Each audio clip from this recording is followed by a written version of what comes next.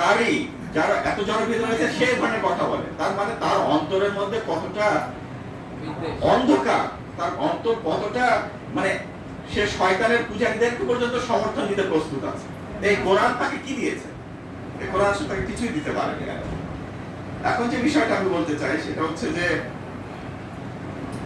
আল্লাহ পবিত্র কোরআনে বলছেন যে সূরা বুরুজে ওয়ামা নাকুম মিনহুম ইল্লা আইয়ুমিনু বিল্লাহিল আজিজিল হামিদ, এদের বিরুদ্ধে কিসের জন্য তারা যুদ্ধ করে? তা ইন্তেকাম মানে হচ্ছে প্রতিশোধ নিতে চায়। প্রতিশোধ নিতে চায় কিসের জন্য? যেহেতু তারা হচ্ছে আল্লাহর প্রতি ঈমান এনেছে। সেই আল্লাহ, যে আল্লাহ কি পরাক্রমশীল এবং প্রশংসিত, সে আল্লাহর ঈমান আনার কারণেই তাদের বাঁকুন। আজকে শয়তান সবচেয়ে বড় শত্রু কাকে মনে করে? আজকে যে আমরা যদি নমরুদের সময় দেখতাম, নমরুদ কাকে সবচেয়ে বড় শত্রু মনে করে? ইব্রাহিম আলাইহিস সালাম। মুসা আলাইহিস সালাম সবচেয়ে শত্রু কাকে মনে করত? মুসা আলাইহিস সালামকে কে সবচেয়ে বড় শত্রু মনে করত? ফিরআউন। রাসূলুল্লাহকে সবচেয়ে বড় শত্রু কে মনে করত? আবু জেহেল, আবু সুফিয়ান। এরা বর্তমানে সবচেয়ে বড় শত্রু কারা? মানে কাফেরদের সবচেয়ে বড় শত্রু কে? ইরান।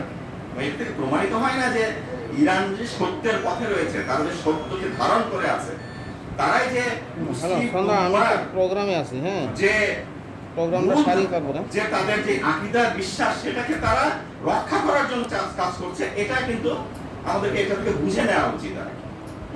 এটা হচ্ছে 2 নাম্বার কথা। 3 নাম্বার কথা বলতে স্বয়ং রাহবার সম্পর্কে, যেহেতু আজকের পালন সভা হচ্ছে সম্মানিত রাহবার সাইয়েদ আলী খামেনিকে নিয়ে। আমি মানে একটা বিষয় আমার কাছে খুবই মানে যে বইটা থেকে সাইয়েদ এই আমাদের আয়াতুল্লাহ মুর্তজা মুতাহারির একটা বই আছে, ইসলাম ইরানের পারস্পরিক অবদান। ওই বইয়ের মধ্যে উনি বলতে চাইছেন যে ইরান ইসলামকে কি দিয়েছে এবং ইসলাম ইরানকে কি দিয়েছে। উনি প্রথম অংশে আলোচনা করেছেন ইসলাম ইরানকে কি দিয়েছে। তো ইসলাম ইরানকে কি দিয়েছে এই আলোচনায় যে উনি ওখানে যে শিরক থেকে ইসলামকে ইরানকে বের করে এনেছে, ইসলাম এই ইরানকে, এই যে ইসলাম ইরানকে অগ্নি উপাসনা থেকে বের করে নিয়ে এসে প্রকৃত ইসলামের আলোয় তাদের অন্তরগুলোকে আলোকিত করেছে। এবং উনি ওখানে বলেছেন যে ইরানিরা স্বতঃস্ফূর্তভাবে ইসলাম গ্রহণ করেছে। ইরানিরা এরকম যাদেরকে বাধ্য করা হয়েছে, কেননা ইসলাম গ্রহণে শিয়া বলি সুন্নি বলি যে কোনো মাযহাবের কথা বলে রাখুন, এটা মানুষের চাপিয়ে দেওয়া যায়। চাপিয়ে দেওয়া কখনোই সম্ভব না, কারণ অন্তরের বিষয়। আকীদা মানে আকীদা হচ্ছে অন্তরের বিষয়। আকীদা শব্দ থেকে আসছে, যেটার মানে হচ্ছে আমার যে বিশ্বাস এবং আমার যে কথা সেটার মধ্যে একটা বন্ধন সৃষ্টি করে। এই বন্ধনটা কখনোই কাউকে জোর করে বলা যাবে না যে তুমি একে বিশ্বাস করো ওকে বিশ্বাস করো।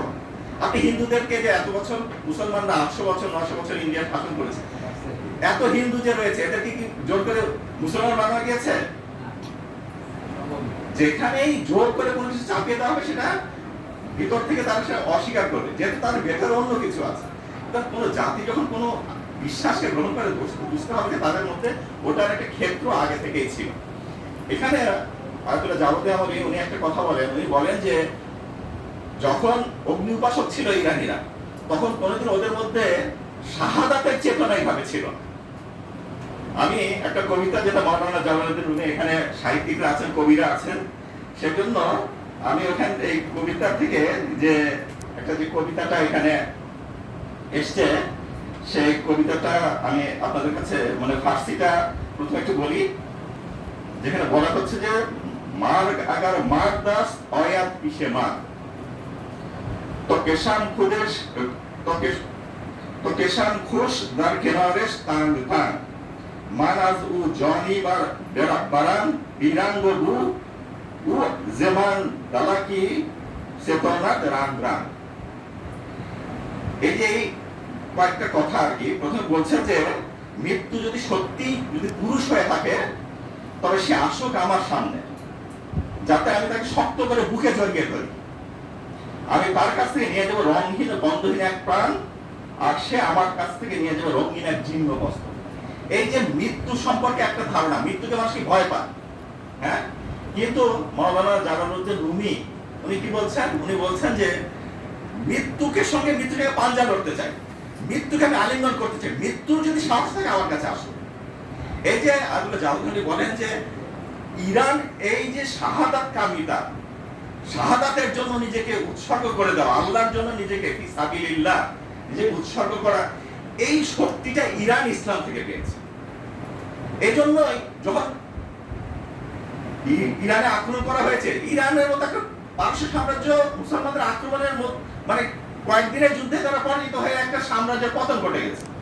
কিন্তু পরে তাদের মধ্যে যে চেতনা এসছে, ইসলাম যে শাহাদাতের চেতনা যেটা দিয়েছে, সেটাই আজকের ইরানকে এই পর্যায়ে পৌঁছে দিয়েছে। আপনি রাহবারের কথা বলুন, সাইয়েদ আলী খামেনি উনি শাহাদাতের জন্য এতটা উদ্গ্রীব ছিলেন, আপনারা দেখেছেন যে সময় সাদ্দার সুলাইমানি, জেনারেল সুলাইমানি জানা যায় ওই ক্রন্দন করে বারবার এই কথা বলছেন যে হ্যাঁ, যে আল্লাহ কি করো, আমাকে শাহাদাতের তৌফিক দান করো, আমাকে এই শহীদদের সাথে সংযুক্ত করো।